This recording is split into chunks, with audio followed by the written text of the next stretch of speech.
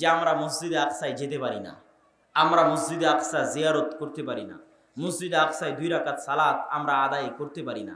এই কষ্ট অন্তরে অনুভব করতে হবে।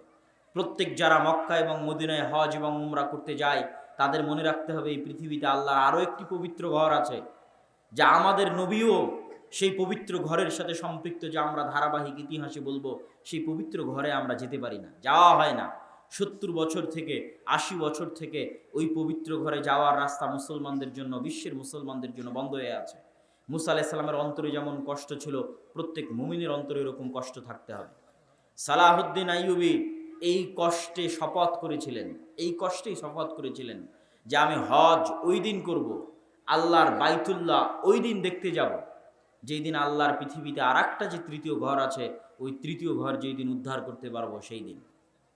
এবং মসজিদ আকসা বিজয়ের আগে সালাহুদ্দিন আইয়ুবী হজ করেননি, আল্লাহর ঘর দেখতে যাননি।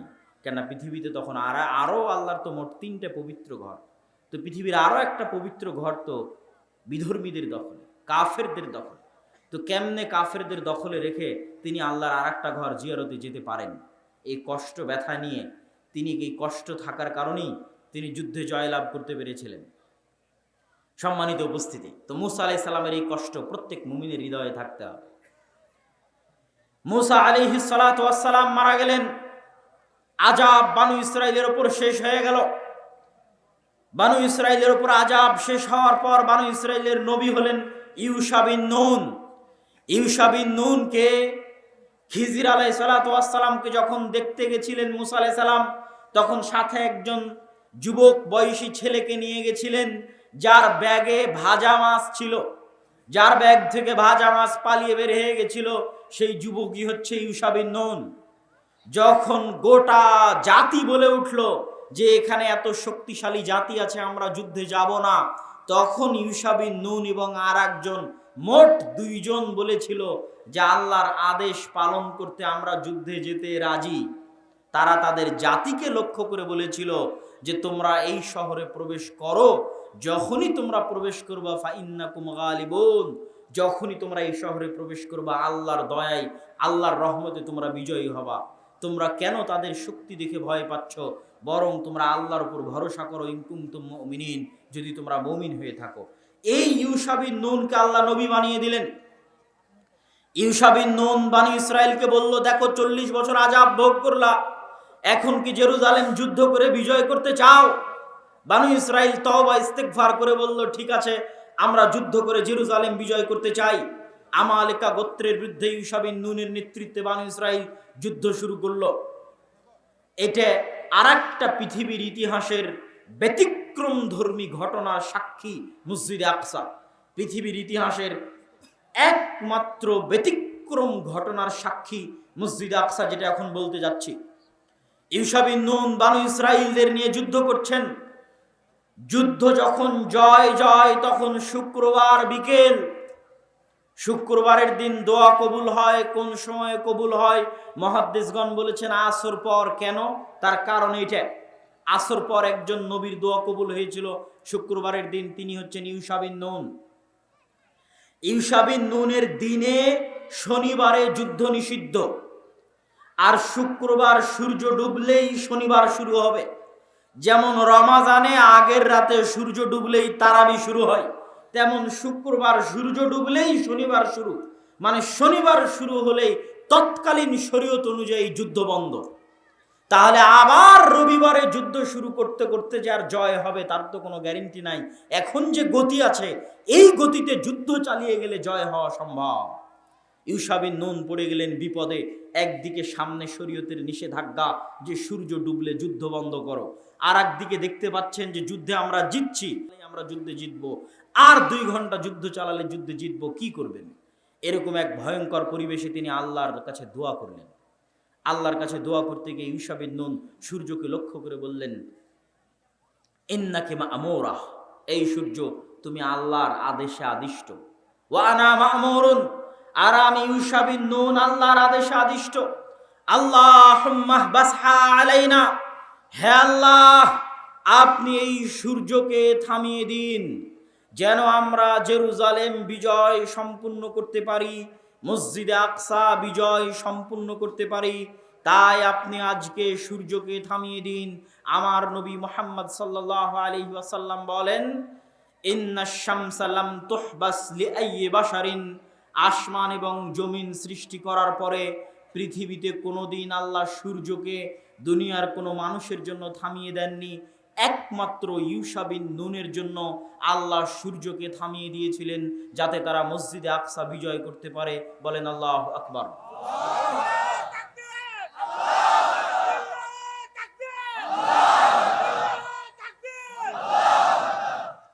মসজিদে আকসা বিজয়ের জন্য আল্লাহ সুবহানাহু তাআলা সূর্যকে থামিয়ে দিলেন। হাদিস সহিহ, বুখারীর হাদিস, ঘটনা সত্য। সম্মানিত উপস্থিতি, কিন্তু ইউশা বিন নুন, এবার দেখেন, এই যে আপনারা আবেগে তাকবীর দিলেন, দেখেন কত বড় পৃথিবীর ইতিহাসের ঘটনা, অথচ এত বড় ঘটনার পরে এই কওম কত বড় নিমক হারামি করতেছে, যে আল্লাহ কোরআনে বলেছে তাদের নিমক হারামির কথা।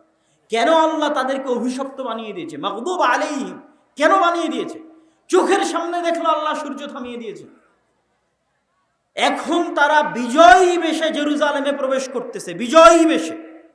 তো বিজয়ী বেশে যে জেরুজালেমে প্রবেশ করতেছে, তো আল্লাহ আদেশ দিচ্ছে, শোনো, এই দীর্ঘ আযাব শাস্তি, কতদিন ফেরাউনের অধীনে শাস্তি ভোগ করলা, তারপরে সিনাই মরুভূমিতে 40 বছর পাগলের মতো ঘুরলা, এখন তোমাদেরকে জেরুজালেম বিজয় করার তৌফিক দিলাম। যখন জেরুজালেমে প্রবেশ করবা, মাথা নিচু করে সুজ্জাদান, মাথা নত করে সিজদাবনত অবস্থায় জেরুজালেমে প্রবেশ করবা, আর মুখে বলতে থাকবা হিত্তাতুন হিত্তাতুন হিত্তাতুন। হিব্রু ভাষায় আমরা আরবিতে যেমন বলি আস্তাগফিরুল্লাহ আস্তাগফিরুল্লাহ আস্তাগফিরুল্লাহ, তো হিব্রু ভাষায় আস্তাগফিরুল্লাহ হচ্ছে হিত্তাতুন হিত্তাতুন হিত্তাতুন, মানে মাথা নিচু করে সিজদা অবস্থায় জেরুজালেমে প্রবেশ করবা আর মুখে বলতে থাকবা আস্তাগফিরুল্লাহ আস্তাগফিরুল্লাহ আস্তাগফিরুল্লাহ। কত বড় নিমক হারাম কওম! সবাই যে করেছে তা নয়, কিন্তু তাদের একদল মানুষ আল্লাহর এই আদেশকে লঙ্ঘন করে মাথা নিচু না করে আগে পিছন দিল জেরুজালেমে প্রবেশ করার জন্য। বলেন নাউজুবিল্লাহ। আল্লাহ কোরআনে বর্ণনা করেছে এই ঘটনা, ভাই আমি বলছি না, সব ঘটনা যা বলছি সূরা বাকারার মধ্যে বনী ইসরাঈলদের ঘটনা আল্লাহ বলেছেন। এই বিজয়ের পরে তারা পিছন সামনে দিয়ে মাথা উঁচু করে শহরে প্রবেশ করলো আর মুখে বলতে লাগলো হিনতাতুন। হিনতাতুন মানে হচ্ছে গমের দানা। হিনতাতুন মানে কি? গমের দানা। আর হিত্তাতুন মানে আস্তাগফিরুল্লাহ। এই জন্যই এই যে ইতিহাস থেকে শিক্ষা, এই ইতিহাস থেকে শিক্ষা নিয়ে আমার নবী কি করেছিলেন, আগের আর একটা ইতিহাস থেকে শিক্ষা নিয়ে সাহাবীরা কি করেছিলেন, দুটোই বলি। বানু ইসরাইল মুসা আলাইহিস সালামকে বললেন, আপনি আর আপনার আল্লাহ গিয়ে যুদ্ধ করেন। বদরের দিন সাহাবীরা আল্লাহর নবীকে বলেছিলেন, মুসার কওম যেমন মুসাকে বলেছিল আপনি আর আপনার আল্লাহ যুদ্ধ করেন, আমরা আনসার আর মুহাজিররা আপনাকে বলবো না যে আপনি আর আপনার আল্লাহ গিয়ে যুদ্ধ করেন। আপনি আগুনে ঝাঁপ দিতে বললে আমরা আগুনে ঝাঁপিয়ে পড়ব, সমুদ্রে ঝাঁপ দিতে বললে সমুদ্রে ঝাঁপিয়ে পড়ব, জীবনে এবং মরণে আপনার সাথে। আল্লাহর নবীর সাহাবীরা আল্লাহর নবীকে বলেছিলেন, ওই ঘটনা থেকে শিখে। এবার আমার নবী যেই দিন ফাতহে মক্কা করছেন, ইতিহাস খুলেন, দীর্ঘ 10 বছর 12 বছর পরে যখন মুহাম্মদ সাল্লাল্লাহু আলাইহি সাল্লাম মক্কায় বিজয়ী বেশে প্রবেশ করছেন, তখন মুহাম্মদ সাল্লাল্লাহু আলাইহি সাল্লাম মক্কার সবচেয়ে উঁচা সাইড থেকে প্রবেশ করেছেন। তিনি নিজে বাছাই করেছেন যে মক্কায় তিনি নিচ থেকে উপরে উঠবেন না, মক্কায় তিনি উপর থেকে নিচে নামবেন।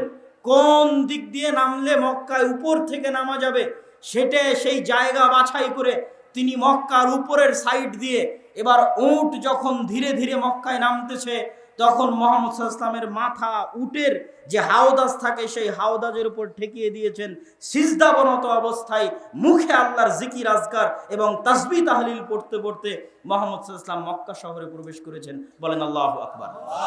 এটা হলো ইতিহাস থেকে শিক্ষা। তাহলে বনী ইসরাঈলের সাথে কি ঘটতেছে তা থেকে আপনাকে শিখতে হবে।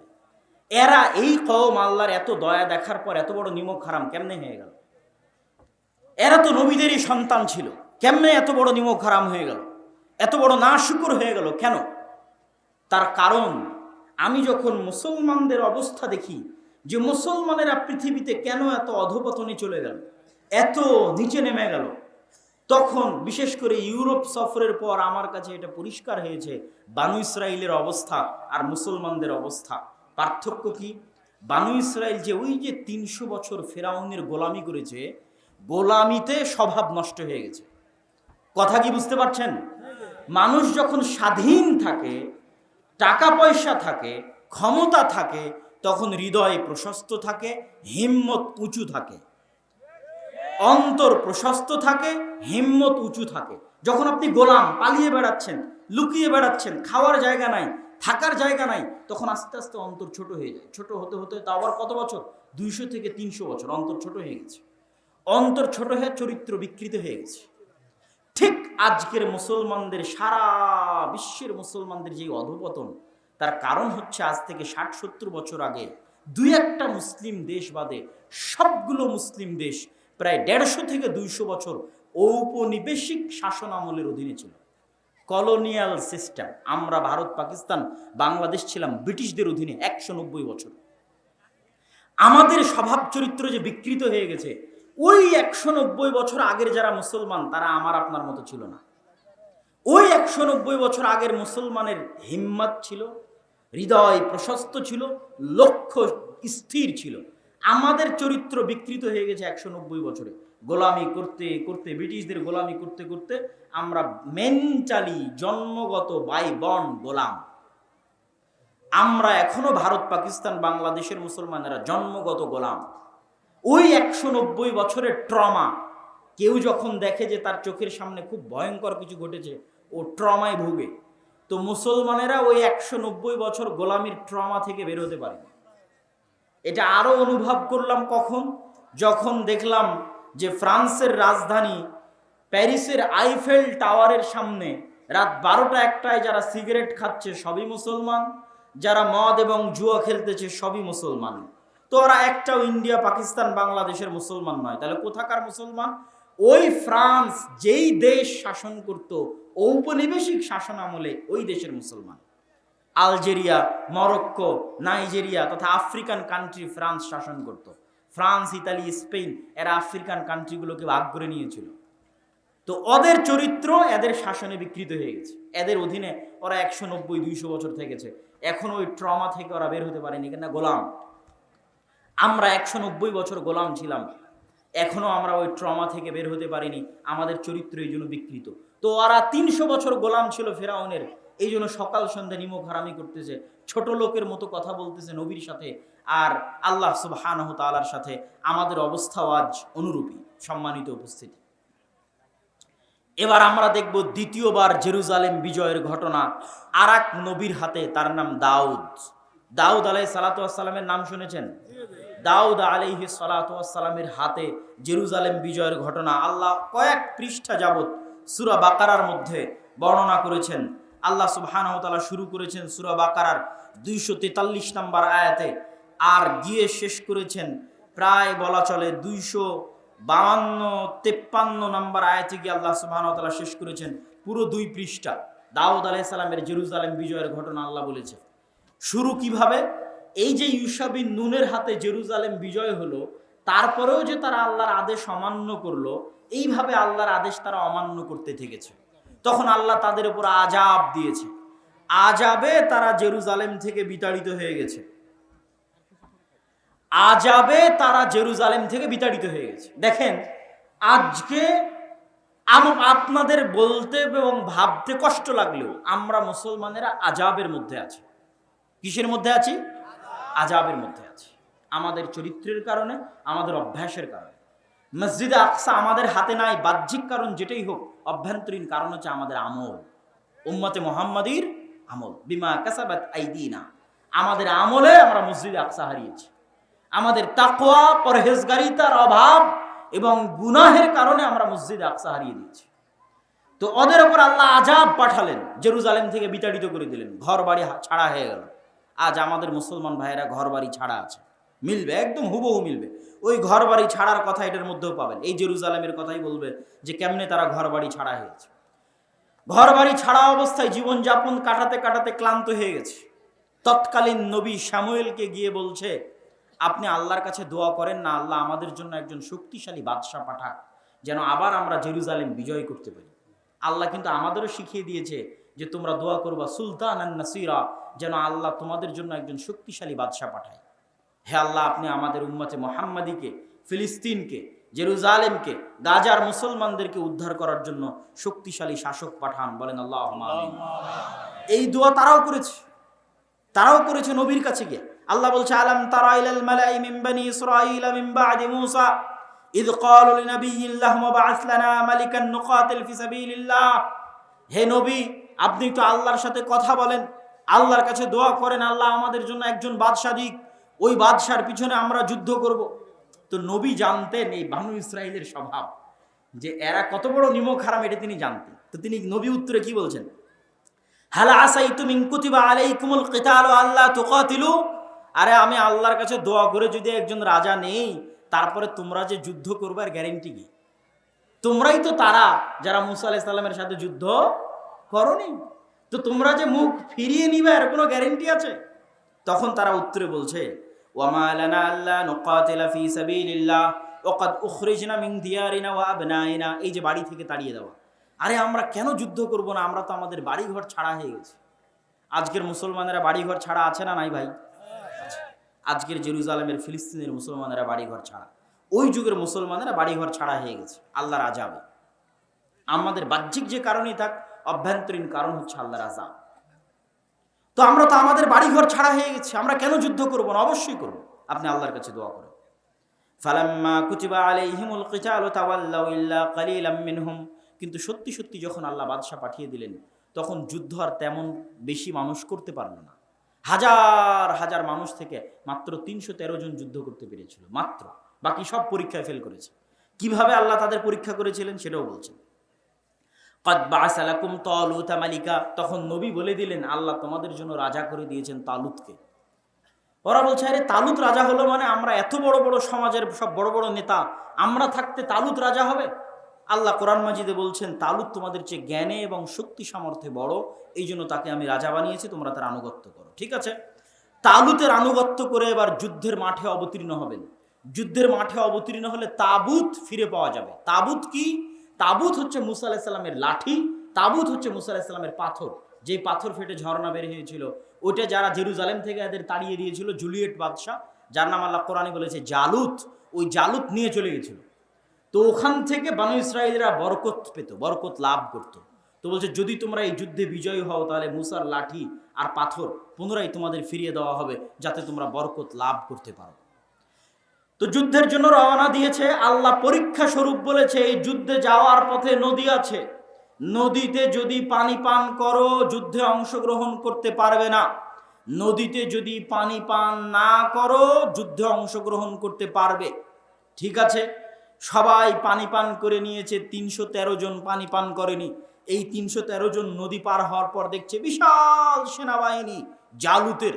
এত বড় বিশাল সেনাবাহিনীর সামনে 313 জন কেমনে যুদ্ধ করবে? কোরআনে আল্লাহ তারা বলছে, কোরআনে বর্ণনা করছে, তারা বলছে লা তাকাতা লানা লিয়াউমা বিজালুতা ওয়া জুনুদি। এত বিশাল সেনাবাহিনীর সাথে আমরা 313 জন কেমনে যুদ্ধ করব? তখন যারা আল্লাহকে ভয় করতো, এর মধ্যে দাউদ আলাইহিস সালাম ছিলেন। এই যুদ্ধে দাউদ আলাইহিস সালামের বয়স 20 বছর, দাউদ আলাইহিস সালামের বয়স 17 বছর। তো দাউদ আলাইহিস সালাম সহ আর যারা আল্লাহকে ঈমান আনতো, আল্লাহকে ভয় করত, ক্বালাল্লাযীনা ইয়াযুন্নুনা আন্নাহুম মুলাকুল্লাহ, যারা বিশ্বাস করত যে একদিন আল্লাহর সাথে সাক্ষাৎ হবে, মরলে আল্লাহর দেখা পাবে, তারা বলল, শোনো, কাম মিন ফিয়াতিন কালিলাতিন গালাবাত ফিয়াতান কাসীরা।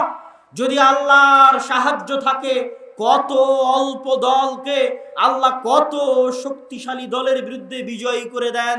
যদি আল্লাহর সাহায্য থাকে, আল্লাহু মা'আস সাবিরিন, আল্লাহ ধৈর্যশীলদের অন্তর্ভুক্ত। বরং তোমরা আল্লাহর কাছে দোয়া করো। দোয়াও আল্লাহ বলেছে, তারা কি দোয়া করেছিল? রব্বানা আফরিগ আলাইনা সাবরান ওয়া সাব্বিত আকদামানা ওয়ানসুরনা আলাল কওমিল কাফিরিন। এই দোয়া তোমরা করতে থাকো, দোয়া করো এবং আল্লাহ ভরসা করে যুদ্ধে ঝাঁপিয়ে পড়ো। মাত্র 313 জন নিয়ে যুদ্ধে ঝাঁপিয়ে পড়লো বিশাল বাদশাহ জালুতের বিশাল সেনাবাহিনীর বিরুদ্ধে। দাউদ আলাইহিস সালাম নিজে হাতে বাদশাহ জালুতকে জবাই করেছিলেন, দাউদ আলাইহিস সালাম। এবং তারপরে আল্লাহ তাকে নবী বানিয়ে দিয়েছেন, এবং তার সন্তান সুলাইমান সহ পৃথিবীর ইতিহাসের সবচেয়ে বড় সাম্রাজ্য জেরুজালেমে প্রতিষ্ঠা হলো। এটা জেরুজালেম দ্বিতীয়বার বিজয় হলো। প্রথমবার বিজয় করলেন ইউশা বিন নুন, দ্বিতীয়বার বিজয় করলেন তালুত। কিন্তু বাহিনীর মধ্যে ছিল দাউদ আলাইহিস সালাম, যিনি নিজে বাদশাহ জালুতকে হত্যা করেছেন এবং তিনি জেরুজালেমে বিশাল সাম্রাজ্য প্রতিষ্ঠা করলেন। তার সন্তান সুলাইমান পৃথিবীর ইতিহাসের সবচেয়ে বড় সাম্রাজ্য প্রতিষ্ঠা করলেন এবং জিনদের নিয়ে দ্বিতীয়বার মসজিদে আকসা তৈরি করলেন সুলাইমান আলাইহিস সালাতু ওয়াস সালাম। তাহলে এবার দেখেন, এতক্ষণ যত ইতিহাস বলতেছি, যত নবীর নাম বলে আসলাম, সব মসজিদে আকসার সাথে, সব ফিলিস্তিনের সাথে। সম্মানিত উপস্থিতি, এবার আমরা দ্রুত মুহাম্মদ সাল্লাল্লাহু আলাইহি ওয়াসাল্লামের জীবনীতে ফিরে আসব। তার আগে শর্টকাটে ঈসা এবং মারিয়াম। ওয়াইদ ক্বালাত ইমরাতু ইমরান রাব্বি ইন্নী নাযারতু লাকা মা ফি বাতনি মুহাররারা, যখন ইমরানের স্ত্রী বলল, হে আল্লাহ, আমার পেটে যে সন্তান আছে তোমার রাস্তায় ওয়াকফ করে দিলাম। তোমার রাস্তায় মানে এই মসজিদের জন্য, মসজিদের খেদমত করার জন্য। মসজিদের খাদেম হলে নবী হওয়া যায়, মসজিদের নবীরা মসজিদের খাদেম। তো মা ওয়াকফ করে দিল যে আমার পেটের সন্তান মসজিদের খাদেম, মসজিদ আকসার খাদেম। ফালাম্মা ওয়াদাআত ক্বালাত রাব্বি ইন্নী ওয়াদাতুহা উনসা, বাচ্চা প্রসব করার পর দেখছেন মারিয়াম মেয়ে সন্তান। তো মেয়ে সন্তানকে কেমনে মসজিদে রাখবেন? তো তাকাফফালা জাকারিয়া তথা তার খালু জাকারিয়া আলাইহিস সালাতু ওয়াস সালাম তার দায়িত্ব নিলেন এবং মেয়ে হয়েও মসজিদের খেদমত করতে লাগলেন। মারিয়াম আলাইহিস সালাতু ওয়াস সালাম কোন মসজিদের খেদমত করতে লাগলেন? মসজিদে আকসার খেদমত করতে লাগলেন। আল্লাহ আসমান থেকে খাবার পাঠালেন। কোন মসজিদে খাবার পাঠালেন? মসজিদে আকসায় খাবার পাঠালেন। মারিয়ামের পেটে সন্তান আসলো। ঈসা আলাইহিস সালাতু ওয়াস সালাম মায়ের কোলে কথা বললেন। কোন শহরে জন্ম নিলেন ঈসা আলাইহিস সালাতু ওয়াস সালাম?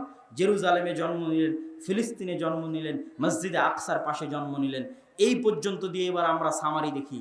পৃথিবীর 90% মানুষ তথা তিনটা বড় দিনের অনুসারী, বড় ধর্মের অনুসারীর পবিত্র স্থান হচ্ছে জেরুজালেম, মসজিদে আকসা। যেহেতু মুসা আলাইহিস সালাম এটার জন্য জীবন দিয়েছে, ঈসা বিন নূন জীবন দিয়েছে, দাউদ সুলাইমান যুদ্ধ করেছে, তো এই জন্য ইহুদি যারা আছে তাদের কাছে এটা সবচেয়ে পবিত্র। ঈসা আলাইহিস সালাম এখানে জন্ম হয়েছে, তার মা এই মসজিদের খাদেম ছিলেন, এই জন্য খ্রিস্টানদের কাছে এটা সবচেয়ে পবিত্র। আর আমরা মুসলমানেরা তো আছি। তাহলে পৃথিবীতে এর চাইতে বড় আর কোনো কারণ নাই যেখানে পৃথিবীর 90% মানুষ যুদ্ধে জড়িয়ে যেতে পারে। মানে এর চেয়ে বড় আর কারণ পৃথিবীতে নাই, যেই কারণে পৃথিবীর 90% মানুষ যুদ্ধে জড়িয়ে যেতে পারে। কিসের প্রথম বিশ্বযুদ্ধ, কিসের দ্বিতীয় বিশ্বযুদ্ধ? সবচেয়ে বড় যুদ্ধ হবে এই মসজিদকে কেন্দ্র করে, এই শহরকে কেন্দ্র করে, যেটাতে পৃথিবীর 90% মানুষ জড়িয়ে যাবে। কেন এর চেয়ে বড় কারণ আর পৃথিবীতে নাই যেটার পিছনে এত বড় যুদ্ধ হতে পারে। একটাই কারণ, সেটা হচ্ছে এই মসজিদ। এই মসজিদকে নিয়ে যুদ্ধ হতে পারে, এই শহরকে নিয়ে যুদ্ধ হতে পারে, যেগুলো কিয়ামতের পূর্ব মুহূর্তে সব বড় বড় যুদ্ধ এখানে সংঘটিত হবে। দাজ্জালকেও ঈসা আলাইহিস সালাতু ওয়াস সালাম এই জেরুজালেম শহরের গেটেই হত্যা করবেন। এগুলো সব এই ফিতনা বলেন, যুদ্ধ বলেন, যেটাই বলেন, কিয়ামতের পূর্ব মুহূর্তে মক্কা মদিনা সেফ থাকবে। যা ঘটবে মসজিদে আকসাকে কেন্দ্র করে ঘটবে, জেরুজালেমকে কেন্দ্র করে ঘটবে। আমরা চলে আসি আমাদের নবীর ইতিহাসে, আমাদের নবীর জীবনীতে। আমাদের নবী মুহাম্মদ সাল্লাল্লাহু আলাইহি ওয়াসাল্লামের সাথে জেরুজালেম মসজিদে আকসার সম্পর্ক কি?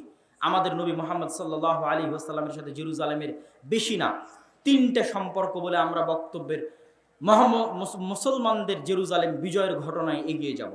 এক, যখন আল্লাহ সালাত ফরজ করলেন তখন মুহাম্মদ সাল্লাল্লাহু আলাইহি ওয়াসাল্লামকে আদেশ দিলেন মসজিদে আকসা মুখিয়ে সালাত আদায় করো। এটা মুহাম্মদ সাল্লাল্লাহু আলাইহি ওয়াসাল্লামের জন্য অনেক কষ্টের ছিল। কেন কষ্টের ছিল? তিনি জন্মের পর থেকে দেখছেন কাবা সবচেয়ে পবিত্র ঘর। তার বাপ দাদা আদি পুরুষ কাবা ঘরের খেদমত করেছে। সেই কাবা ঘরকে পাশে রেখে, সেই কাবা ঘরকে নিজের কাছে রেখে আল্লাহ বলছে মসজিদে আকসা মুখিয়ে সালাত আদায় করে। তাই একদিন দুই দিন নয়, 17 মাস। কদ নারা তাকাল্লুবা ওয়াজহিকা ফিস সামা।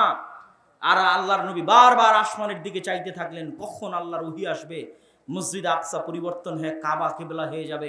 কিন্তু শুরু করলেন আল্লাহ মসজিদে আকসা দিয়ে। এটা ছিল মদিনায় অবস্থানরত ইহুদি, মদিনায় অবস্থানরত খ্রিস্টানদের কাছে মেসেজ যে এটা হচ্ছে দ্বীনে হক। তোমরা যেই মসজিদে আকসাকে পবিত্র মনে করো, সেই মসজিদে আকসাই মুসলমানদের প্রথম কিবলা। বলেন আল্লাহু আকবার। এটা আল্লাহ সুবহানাহু তাআলার হিকমাহ যে মুসলমানদের প্রথম কিবলা, মুসলমানদের প্রথম মসজিদ, যেই মসজিদ মুখী হয়ে তৈরি হয়েছে সেটা মসজিদে আকসা।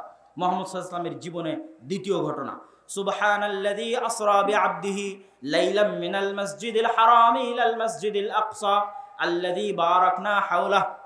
ওই সত্তার পবিত্রতা বর্ণনা করছি যিনি তার বান্দা মুহাম্মদ সাল্লাল্লাহু আলাইহি ওয়াসাল্লামকে মসজিদে হারাম মক্কার কাবা থেকে রাতের বেলা সফর করিয়েছেন মসজিদে আকসাই। কোন মসজিদে আকসাই? আল্লাযী বারাকনা হাওলা, যেই মসজিদে আকসার চারিদিকে আমি আল্লাহ বরকত দিয়ে ঘিরে রেখেছি। বলেন আল্লাহু আকবার। কোরআনের আয়াতের অনুবাদ করলাম। কোরআনের আয়াতে আল্লাহ বলছেন মসজিদে আকসার চারিদিকে আমি বরকত দিয়ে ঘিরে রেখেছি, বারাকনা হাওলা। তাহলে মুহাম্মদ সাল্লাল্লাহু আলাইহি সাল্লাম কাবা থেকে সরাসরি তিনি আসমানে যাননি, কাবা থেকে তিনি মসজিদে আকসায় গেছেন, মসজিদে আকসা থেকে তিনি আসমানে গেছেন। এটা মুহাম্মদ সাল্লাল্লাহু আলাইহি সাল্লামের জীবনের দ্বিতীয় ঘটনা। মসজিদে আকসায় তিনি বোরাক বেঁধেছেন, ওই বোরাক বাঁধার জায়গা এখনো আছে। মসজিদে আকসায় তিনি নবীদের ইমামতি করে সালাত আদায় করিয়েছেন।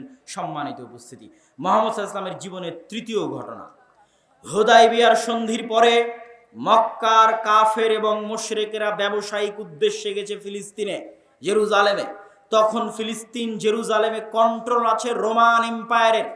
রোমান এম্পায়ারের তৎকালীন বাদশাহ হিরাক্লিয়াস রাতের বেলা স্বপ্ন দেখে আরবের মধ্যে যারা খাতনা করে তাদের হাতে চলে যাচ্ছে তার এই রাজত্ব। ঘুম থেকে হন্তদন্ত হয়ে উঠে টানা কয়েকদিন এই স্বপ্ন দেখেছে। সে জানতো ইহুদিরা বাদে আর কেউ খাতনা করে না। সাথে সাথে খুঁজতে পাঠালো এই শহরে এখন কোনো আরব আছে কিনা। খুঁজে দেখা গেল আবু সুফিয়ান রাদিয়াল্লাহু তাআলা আনহু, যিনি তখন কাফের এবং যিনি তখন আবু জাহালের জায়গায় দায়িত্ব পালন করছেন, মক্কার কাফের মুশরিকদের সর্দার, আল্লাহ রাসূলের বিরুদ্ধে কয়েকটা যুদ্ধে নেতৃত্ব দিয়েছেন, ওহুদের যুদ্ধে নেতৃত্ব দিয়েছেন, খন্দকের যুদ্ধে নেতৃত্ব দিয়েছেন, আল্লাহ রাসূলের মুখোমুখি যুদ্ধে নেতৃত্ব দিয়েছেন আবু সুফিয়ান রাদিয়াল্লাহু তাআলা আনহু। হুদায়বিয়ার সন্ধির পরে তিনি তখন ফিলিস্তিনে ব্যবসা করতে গেছেন। তাকে ধরে নিয়ে আসা হলো। রোমান বাদশাহ হিরাক্লিয়াস তাকে জিজ্ঞেস করতে লাগলেন, ঘটনা শোনাও। তিনি বললেন ঘটনা এই।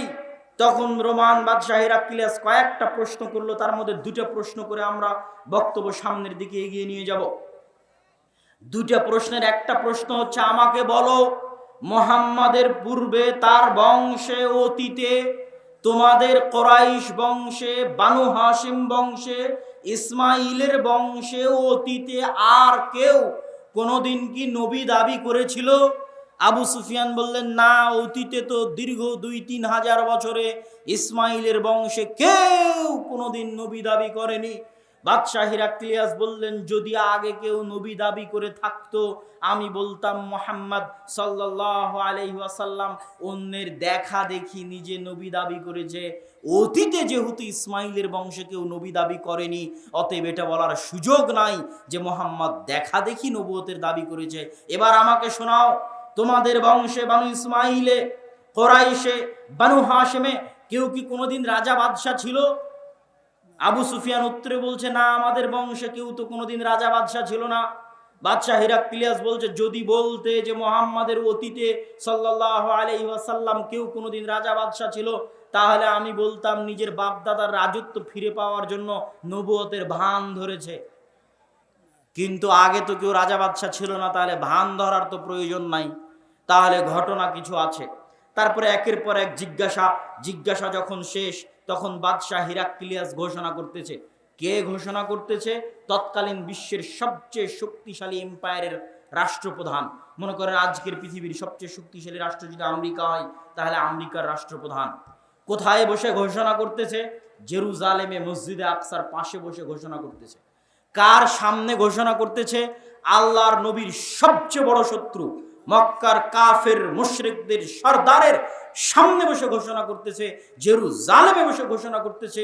তৎকালীন বিশ্বের সবচেয়ে বড় এম্পায়ারের শাসক ঘোষণা করতেছে, আবু সুফিয়ান তুমি যা বললে তা যদি সত্য হয়, তাহলে মাউদিআ কাদামাইয়া তাহতা মাউদিআ কাদামাইয়া, আমার পায়ের নিচে যে মাটি আছে এই মাটি একদিন মুহাম্মাদের অনুসারীদের দখলে চলে যাবে। আল্লাহ, এটাই মসজিদ আকসার মাটি, এটাই জেরুজালেমের মাটি। তাহলে এর চেয়ে বড় ভবিষ্যৎবাণীর আর প্রয়োজন নাই। সম্মানিত উপস্থিতি, মুহাম্মদ সাল্লাল্লাহু আলাইহি সাল্লাম তার জীবনে দুইটা যুদ্ধ করেছেন জেরুজালেম বিজয় করার জন্য, মুতা এবং তাবুকের যুদ্ধ। এটা অনেকেই আপনাকে এভাবে বলে দিবে না, কেন আমি বললাম এটা জেরুজালেম বিজয়ের জন্য যুদ্ধ? মুতা এবং তাবুকের যুদ্ধ হয়েছিল রোমানদের বিরুদ্ধে। আর আরবের সবচেয়ে কাছে রোমানদের সবচেয়ে বড় হেডকোয়ার্টার ছিল জেরুজালেমে। আপনি যদি বাংলাদেশের বিরুদ্ধে যুদ্ধ করেন তাহলে এটাও বলা যাবে যে ঢাকার বিরুদ্ধে যুদ্ধ। অনেক সময় দেশের নামের জায়গায় রাজধানীর নাম বলে দেওয়া হয়। ভারতের জায়গায় দিল্লি, বাংলাদেশের জায়গায় ঢাকা, ঢাকার বিরুদ্ধে যুদ্ধ। তাহলে জেরুজালেমের বিরুদ্ধে যুদ্ধ, রোমান না বলে বলেন জেরুজালেমের বিরুদ্ধে যুদ্ধ, কেননা এই যুদ্ধ দুটো হয়েছিল রোমানদের বিরুদ্ধে, আর রোমানদের হেডকোয়ার্টার ছিল তৎকালীন জেরুজালেম। আর মুতার যুদ্ধ ছিল জেরুজালেম থেকে মাত্র 100 কিলোমিটারের ব্যবধানে, যেই যুদ্ধে পরপর 3 জন সাহাবী শহীদ হয়েছে। আর আল্লাহর নবী মদিনায় বসে চোখের পানি ফেলতেছে আর বলছেন এখন তরবারি হাতে নিল সাইফুম মিন সুয়ুফিল্লাহ, আল্লাহর তরবারিগুলোর একটা তরবারি, সেটা হচ্ছে খালিদ ইবনুল ওয়ালিদ। এই যে যুদ্ধ হচ্ছে রোমানদের বিরুদ্ধে, এটা জেরুজালেম থেকে মাত্র 100 কিলোমিটার দূরে। এই জন্য বললাম আল্লাহর নবী তার নিজের জীবদ্দশায় দুইটা যুদ্ধ করেছেন মসজিদ আকসা বিজয় করার জন্য, একটা হচ্ছে মুতা আর একটা হচ্ছে তাবুক। সম্মানিত উপস্থিতি, আল্লাহর নবীর মৃত্যুর পরে আবু বকর রাদিয়াল্লাহু তাআলা আনহু ওই সেনাবাহিনীকে থামাননি, যেই সেনাবাহিনীকে আল্লাহর নবী রোমানদের বিরুদ্ধে রওনা করেছিলেন মসজিদ আকসা এবং জেরুজালেম বিজয় করার জন্য, তাকে তিনি থামাননি। কিন্তু যাকাত অনাদায়কারীদের বিরুদ্ধে, মুরতাদদের বিরুদ্ধে যুদ্ধ করতে গিয়ে তার গতি কিছুটা স্লোথ ছিল। ওমর রাদিয়াল্লাহু তাআলা আনহু ক্ষমতা পাওয়ার পরে জেরুজালেম বিজয় করার জন্য, মসজিদ আকসা বিজয় করার জন্য, পৃথিবীর ইতিহাসের সবচেয়ে বড় যুদ্ধ জেরুজালেম বিজয়ের জন্য মুসলমানদের যে বড় বড় দুটো যুদ্ধ, একটা সালাহুদ্দিন আইয়ুবী যুদ্ধ করেছিলেন হিত্তিনে, আর একটা এখন ওমর রাদিয়াল্লাহু তাআলা আনহুর খেলাফত আমলে হচ্ছে ইয়ারমুকের যুদ্ধ। ইয়ারমুকের যুদ্ধে রোমানদের সেনাবাহিনীর সদস্য ছিল 3 লক্ষ, আর ইয়ারমুকের যুদ্ধে মুসলমানদের সদস্য ছিল মাত্র 12,000। এটা হচ্ছে মসজিদে আকসা বিজয় করার জন্য সবচেয়ে বড় যুদ্ধ। তৎকালীন প্রধান সেনাপতি আবু উবাইদা ইবনুল জাররাহ, আগের সেনাপতি ছিল খালিদ বিন ওয়ালিদ। ওমর রাদিয়াল্লাহু তাআলা ক্ষমতায় এসে খালিদ বিন ওয়ালিদকে তার পদ থেকে পদচ্যুতি করান, পদচ্যুতি করে প্রধান সেনাপতির দায়িত্ব দেন আবু উবাইদা ইবনুল জাররাহকে। যদিও খালিদ বিন ওয়ালিদ মুজাহিদ হিসেবে যুদ্ধ করছে, সাধারণ ডেপুটি, সে প্রধান army chief, deputy army chief হিসেবে যুদ্ধ করতেছে, আর প্রধান আর্মি চিফ হচ্ছেন আবু উবাইদা ইবনুল জাররাহ। সম্মানিত উপস্থিতি, এই বিশাল যুদ্ধের আগে আবু উবাইদা ইবনুল জাররাহ চিঠি লিখলেন ওমর রাদিয়াল্লাহু তাআলা আনহুকে লক্ষ্য করে, আমিরুল মুমিনিন, আজকে 3 লক্ষ রোমান বাহিনীর বিরুদ্ধে মাত্র 12,000 মুসলমান নিয়ে যুদ্ধ করা সম্ভব নয়। যদি বাই চান্স যুদ্ধে পরাজয় হই, মুসলমানদের ইমান দুর্বল হয়ে যাবে, অনেক দুর্বল ইমানের মানুষ মুরতাদ হয়ে যাবে, অনেক দুর্বল ইমানের মানুষ ইসলাম থেকে মুখ ফিরিয়ে নিবে। অতএব এই যুদ্ধে হারা যাবে না, এই যুদ্ধে পরাজিত হওয়া যাবে না। আপনি মদিনা থেকে অতিরিক্ত সেনাবাহিনী পাঠান, মদিনা থেকে অতিরিক্ত মুজাহিদ পাঠান, না হলে আমরা এই যুদ্ধে পুরো পরাজিত হয়ে যেতে পারি। বিশাল 3 লক্ষ বাহিনীর সামনে 12,000 সেনাবাহিনী দিয়ে কিছুই করা সম্ভব নয়। ওমর রাদিয়াল্লাহু তাআলা আনহু ওই চিঠির উল্টা পিঠে লিখে পাঠালেন, লা তুহাউবিলান্নাকা কাসরাতাল রোম ওয়ালা তুহাউবিশান্নাকা কিল্লাতাল মুসলিমিন, তোমাদেরকে যেন ভীত সন্ত্রস্ত না করে রোমানদের সংখ্যাধিক্য, তোমাদেরকে যেন দুশ্চিন্তাগ্রস্ত না করে মুসলমানদের সংখ্যায় অল্প হওয়া, বরং জেনে রাখো আল্লাহ যার সাথে আছে তারাই সংখ্যাধিক্য, আল্লাহর সাহায্য যাদের সাথে আছে তারাই সংখ্যাধিক্য, আর আল্লাহর সাহায্য যাদের সাথে নাই তারা সংখ্যায় যতই বেশি হোক না কেন তারা সংখ্যায় অল্প, তারা যতই শক্তিশালী হোক না কেন তারা দুর্বল, তারা যতই শক্তিশালী হোক না কেন তারা দুর্বল। অতএব আল্লাহর সাহায্য তোমাদের সাথে আছে, তোমরা সংখ্যায় 12,000 হলেও তোমরাই শক্তিশালী, তোমরা সংখ্যায় 12,000 হলেও তোমরাই সংখ্যাধিক্য। অতএব তোমরা সামনের দিকে এগিয়ে যেতে থাকো। ওমর রাদিয়াল্লাহু তাআলা আনহু অতিরিক্ত কোনো মুজাহিদ, অতিরিক্ত কোনো সেনাবাহিনী না পাঠিয়ে চিঠির উল্টা পিঠে আদেশ দিয়ে পাঠালেন। সম্মানিত উপস্থিতি, আবু উবাইদা ইবনুল জাররাহ এই চিঠি হাতে পেয়ে চিন্তাগ্রস্ত হয়ে গেলেন। 12,000 সেনাবাহিনী নিয়ে কিভাবে 3 লক্ষ সেনাবাহিনীর বিরুদ্ধে যুদ্ধ করবেন?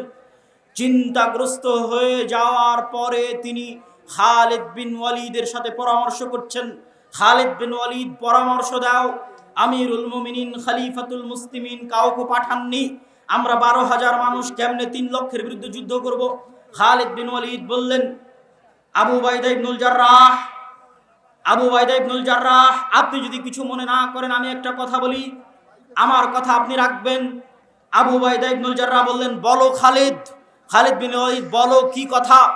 খালিদ বিন ওয়ালিদ বললেন, সাহায্য পাঠায়নি, আজকের ইয়ারমুকের যুদ্ধের দায়িত্বটা আপনি আমাকে দিয়ে দেন। আপনি যদিও কাগজে কলমে প্রধান সেনাপতি, কিন্তু আজকে ইয়ারমুকের যুদ্ধে আমি খালিদ বিন ওয়ালিদ প্রধান সেনাপতির দায়িত্ব পালন করব। আমার এই কথাটুকু যদি আপনি রাখেন তাহলে আমাকে প্রধান সেনাপতির দায়িত্ব দিয়ে দেন। আবু উবাইদা ইবনুল জাররাহ বললেন ঠিক আছে, কোনো সমস্যা নাই, খালিদ তুমি প্রধান সেনাপতির দায়িত্ব পালন করো। ইয়ারমুকে 6 দিন যুদ্ধ হয়েছে, 6 দিন, 6 দিন যুদ্ধ করার পরে আল্লাহ সুবহানাহু ওয়া তাআলা মুসলমানদের বিজয় দিলেন। মুসলমানেরা 4টা দলে ভাগ হয়ে গেল, প্রত্যেকটা দলের প্রধান ছিল একজন সাহাবী।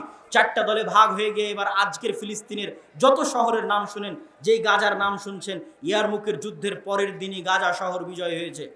ইয়ারমুকের যুদ্ধের পরে মুসলমানেরা 4টা দলে ভাগ হয়ে মসজিদে আকসাকে কেন্দ্র বানিয়ে, জেরুজালেমকে কেন্দ্র বানিয়ে 4 দিক থেকে ঘিরে নিতে লাগলো জেরুজালেমকে। 4 দিক থেকে জেরুজালেমকে ঘিরতে থাকলো। গাজা, হাইফা, তেল আবিব, পশ্চিম তীর, হেবরন, আল খালিল, ফিলিস্তিনের যত শহর আছে সব শহর বিজয় করতে করতে করতে করতে একদম জেরুজালেম চারিদিক থেকে ঘিরে নিল। ওই দিন জেরুজালেমের পাশে 4000 সাহাবী ছিলেন। 1 মাস জেরুজালেম ঘিরে রাখা হলো। পাদ্রী চাবি হস্তান্তর করবে না যতক্ষণ না আমিরুল মুমিনিন খলিফাতুল মুসলিমিন না আসবে। চিঠি লিখে পাঠানো হলো। আবু উবাইদা ইবনুল জাররাহ চিঠি লিখে পাঠালেন। ওমর ইবনুল খাত্তাব বলছেন আনাতি, আমি আসছি, জেরুজালেমের চাবি ওমরের হাতে হস্তান্তর করা হবে। ওমর রাদিয়াল্লাহু তাআলা আনহুর ওই ঐতিহাসিক ঘটনা, যখন তিনি মদিনা থেকে ফিলিস্তিন গেছিলেন একজন মাত্র খাদেম সাথে করে নিয়ে, এবং খাদেমের সাথে পালাক্রমে, কখনো তিনি উটের পিঠে আর কখনো খাদেম উটের পিঠে, এই মর্মে পালাক্রমের শর্তে যেই ঘটনা আপনাদের জানা আছে, এই ঘটনা সেই ঘটনা যেটা জেরুজালেম বিজয়ের ঘটনা। ওমর রাদিয়াল্লাহু তাআলা আনহু মদিনা থেকে রওনা হলেন একজন খাদেম সাথে করে নিয়ে, কখনো খাদেম উটের পিঠে, কখনো ওমর রাদিয়াল্লাহু তাআলা আনহু উটের পিঠে। যখন জেরুজালেমের গেটে ওমর রাদিয়াল্লাহু তাআলা আনহু প্রবেশ করছে, 4000 সাহাবী সহ বিশাল মুসলমানদের বাহিনী অপেক্ষা করছে, হাজার হাজার পাদ্রী অপেক্ষা করছে, আজ খলিফাতুল মুসলিমিন আসবে, আমিরুল মুমিনিন আসবে। কিন্তু তারা দেখছে খলিফাতুল মুসলিমিন রশি ধরে টানছে আর খাদেম উটের পিঠে বসে আছে। আবু উবাইদা ইবনুল জাররাহ হন্তদন্ত হয়ে ছুটে আসলেন ওমর রাদিয়াল্লাহু তাআলা আনহুর কাছে। ওমর রাদিয়াল্লাহু তাআলা আনহুকে এসে বলছেন, ইয়া আমিরাল মুমিনিন ইন্নার রোমা ইয়ানজুরু ইলাইনা নাজরাতা কিল্লাহ। আমিরুল মুমিনিন আপনি করেছেন কি? আমিরুল মুমিনিন আজকে হাজার হাজার পাদ্রী অপেক্ষায় আছে আপনাকে দেখার জন্য। আজ আমরা 1 মাস থেকে এখানে অপেক্ষায় আছি আপনার আগমনে। আপনি রশি ধরে টানছেন, খাদেমকে উটের পিঠে বসিয়ে রেখেছেন, গায়ে জীর্ণ শীর্ণ কাপড়। রোমানরা কি মনে করবে? রোমানরা হাসি ঠাট্টা করবে, রোমানরা মজাক করবে, রোমানরা আমাদেরকে ছোট চোখে দেখবে। ওমর ইবনুল খাত্তাব কঠিন একটা ধমক দিলেন, আবু উবাইদা তুমি না বলে অন্য কেউ বললে আমি কষ্ট পেতাম না, তুমি বলাই কষ্ট পাচ্ছি। শোনো আবু উবাইদা, আজ থেকে 30 বছর আগে ওমরের নাম কেউ চিনত না। আজ থেকে 30 বছর আগে আমরা জাহিলি কুন্না কওমানা জিল্লা, আমরা কোথায় জাহিলি যুগে না আমাদের নাম ছিল, গন্ধ ছিল, না টাকা ছিল, না পয়সা ছিল, না ক্ষমতা ছিল। আজকে যদি আপনি মনে করেন বাংলাদেশের কোনো বগুড়ার সোনাতলার কোনো একটা অঞ্চলের একজন কৃষক তার ইমানের কারণে, তার তাকওয়ার কারণে, তার পরহেজগারিতার কারণে লুঙ্গি পরে মাথায় মাথল দিয়ে যদি জেরুজালেম বিজয় করতে যায়, আর সেখানে যদি সে বিশ্বের সবচেয়ে বড় এম্পায়ারের বিরুদ্ধে বিজয় অর্জন করে, তো এরকমই 30 বছর আগে না ওমরকে কেউ চিনত। ওমর রাদিয়াল্লাহু তাআলা বলেন আমরা ছিলাম কুন্না কওমানা দিল্লাহ, কোথায় মক্কার অন্ধকার জাহিলিয়াতের যুগ, আমাদের কেউ চিনত না। আজ আমি ওমর কোন জেরুজালেম বিজয় করতে এসেছি তোমরা জানো? এই জেরুজালেমের এই মসজিদে আকসাই এই মারিয়াম আলাইহিস সালাতু ওয়াস সালাম থাকতেন, এই জেরুজালেমে ঈসা আলাইহিস সালাতু ওয়াস সালামের জন্ম হয়েছে, এই জেরুজালেমে ইয়াহিয়া জাকারিয়াকে হত্যা করা হয়েছে, এই জেরুজালেম বিজয় করতে এসে মুসা আলাইহিস সালাম পারেননি, এই জেরুজালেম বিজয় করতে আল্লাহ সূর্য থামিয়ে দিয়েছেন ইউশা বিন নূনের জন্য, এই জেরুজালেম বিজয় করেছে দাউদ, এই জেরুজালেম বিজয় করেছে, এই জেরুজালেমে পৃথিবীর সবচেয়ে বড় সাম্রাজ্য প্রতিষ্ঠা করেছে সুলাইমান আলাইহিস সালাতু ওয়াস সালাম। এত বড় বিশাল সাম্রাজ্য, পৃথিবীর 90% মানুষের বিশ্বাসে সবচেয়ে পবিত্র জায়গা, সেই পবিত্র জায়গা আজ ওমর বিজয় করতে আসতে 30 বছর আগে ওমরের নাম কেউ জানতো না। এই যে আল্লাহ আজকে আমাকে এখানে পৌঁছে দিয়েছেন, আ'আজ্জানাল্লাহু বিল ইসলাম, আল্লাহ আমাদের এই ইজ্জত, এই সম্মান, এই ক্ষমতা না চাকচিক্য দিয়ে, না টাকা পয়সা দিয়ে, না রাজনীতি দিয়ে, না কূটনীতি দিয়ে, আল্লাহ আমাদেরকে এই ক্ষমতা, এই সম্মান দিয়েছেন ইসলাম অনুসরণের কারণে, তাকওয়া এবং পরহেজগারিতার কারণে, আল্লাহর কিতাব এবং আল্লাহর নবীর সুন্নাত অনুসরণের কারণে। সম্মানিত উপস্থিতি, আরো লম্বা ঘটনা আছে, কিন্তু সারমর্ম কি, শিখার কি?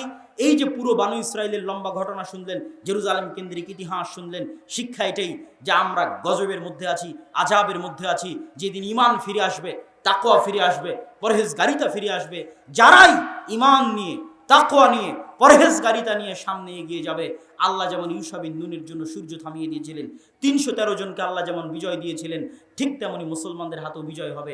সুলতান সালাহুদ্দিন আইয়ুবী তিনিও অল্প সংখ্যক মানুষ নিয়ে জেরুজালেম বিজয় করেছেন, ফিলিস্তিন বিজয় করেছেন, কিন্তু ঈমান থাকা লাগবে, তাকওয়া লাগবে, পরহেজগারিতা লাগবে। জেরুজালেম মিছিল দিয়েও বিজয় করা সম্ভব নয়, এবং ওই রকম মা লাগবে, ওই রকম বোন লাগবে যারা এরকম সুলতান সালাহুদ্দিন আইয়ুবী জন্ম দিতে পারে, তারেক বিন জিয়াদ জন্ম দিতে পারে। কেননা বেহায়াপনা, বেলেল্লাপনা যখন সমাজে ছড়িয়ে পড়ে, বেপর্দা যখন সমাজে ছড়িয়ে পড়ে, তখন সেখানে পুরুষ জন্ম নিতে পারে না। মানে মায়ের বেটা সালাহুদ্দিন আইয়ুবী জন্ম নিতে পারে না, যা জন্ম নেবে সব নামে পুরুষ, কামে সব মহিলা। কথা বুঝতে পেরেছেন?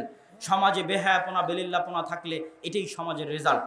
সম্মানিত উপস্থিতি, এই দীর্ঘ ইতিহাস থেকে আল্লাহ সুবহানাহু ওয়া তাআলা উম্মতে মুহাম্মাদিকে শিক্ষা নেওয়ার তৌফিক দান করুক, আল্লাহুম্মা আমিন।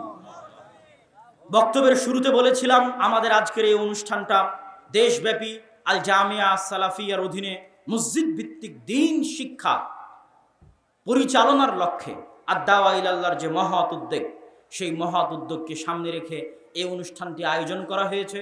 এবং আমরা ইতিমধ্যে বাংলাদেশের 4টি জেলার 126টি মসজিদ সফর করেছি, 250-এর অধিক মসজিদে আমরা বক্তব্য উদ্বোধন করেছি।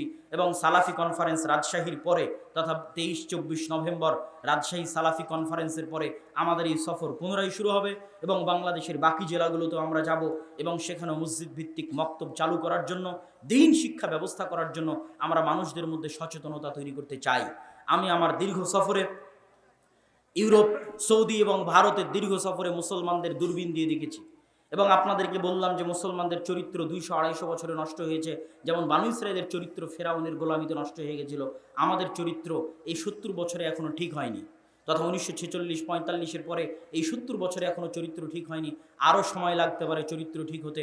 কিন্তু ওই রকম উঁচু হিম্মত, স্বাধীনচেতা মনোভাব নিয়ে যারা, তাকওয়া পরহেজগারিতে নিয়ে যারা সামনে এগিয়ে আসবে, তাদের জন্য বিজয় হবে। কিন্তু আমাদের এই অধপতনের আর একটা বড় কারণ হচ্ছে শিক্ষা না থাকা। আজকে যাদের হাতে, মুসলমানদের যাদের হাতে টাকা আছে, সেই দুবাইকে দেখেন পর্যটন আর বিনোদন নিয়ে ব্যস্ত। মুসলমানদের সন্তানের শিক্ষার জন্য বড় কোনো ইনভেস্ট নাই। সে যত বড়ই বুর্জ খলিফা বানাক না কেন, বুর্জ খলিফা বানানোর মতো ইঞ্জিনিয়ার এখনও সে জন্ম দিতে পারেনি।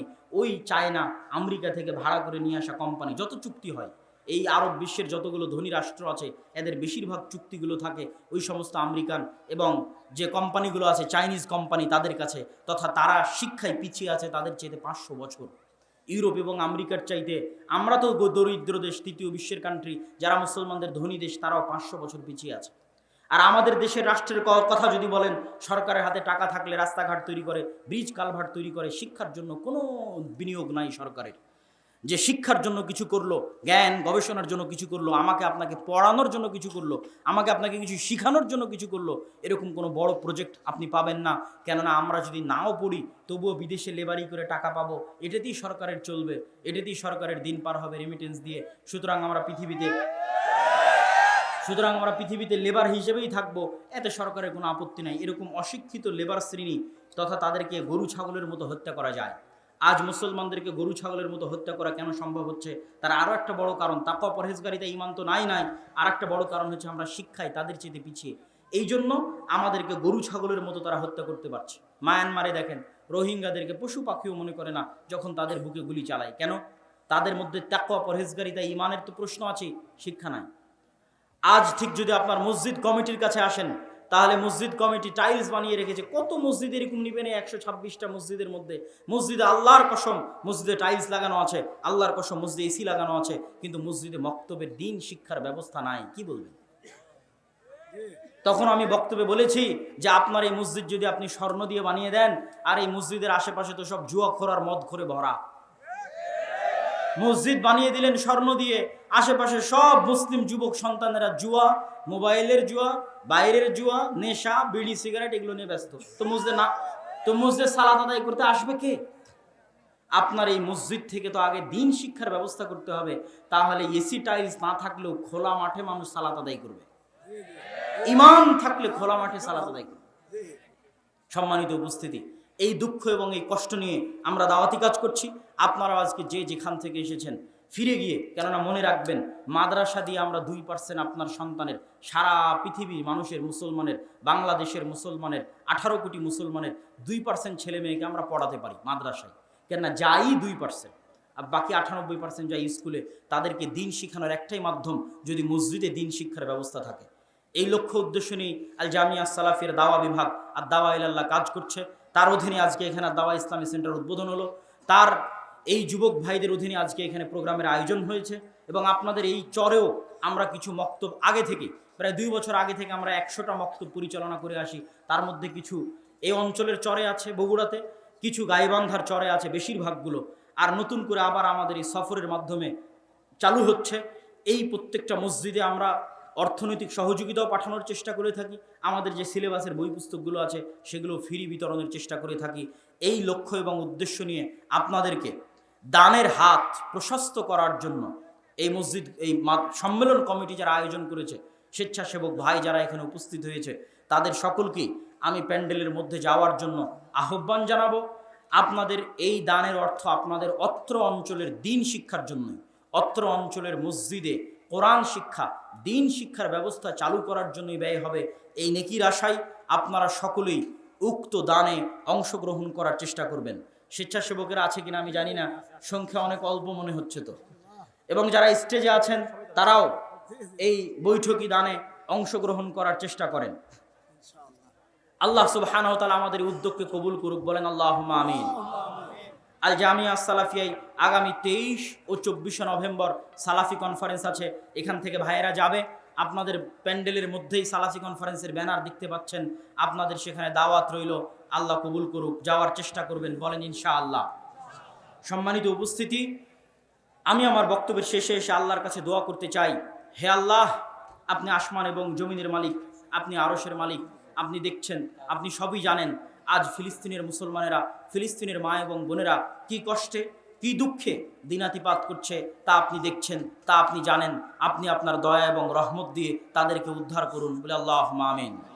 হে আল্লাহ, আপনি আপনার শক্তি, আপনার ক্ষমতা, আপনি আপনার শক্তি, আপনি আপনার ক্ষমতা, যারা আপনার দিনকে, যারা আপনার নবীকে অপমান করে, যারা আপনার দিনের শত্রুতা করে, আপনার নবীর সাথে শত্রুতা করে, তাদের বিরুদ্ধে প্রদর্শন করুন, আল্লাহুম্মা আমিন।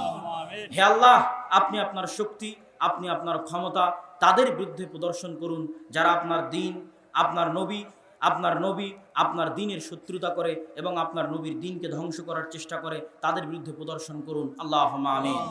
হে আল্লাহ, আপনি সারা বিশ্বে যেখানে যত মুসলমান নির্যাতিত আছে, কষ্টে আছে, তাদের জন্য সুলতানান নাসিরা, উদ্ধারকারী, সাহায্যকারী, শক্তিশালী বাদশাহ পাঠিয়ে দিন, বলে আল্লাহুম্মা আমিন।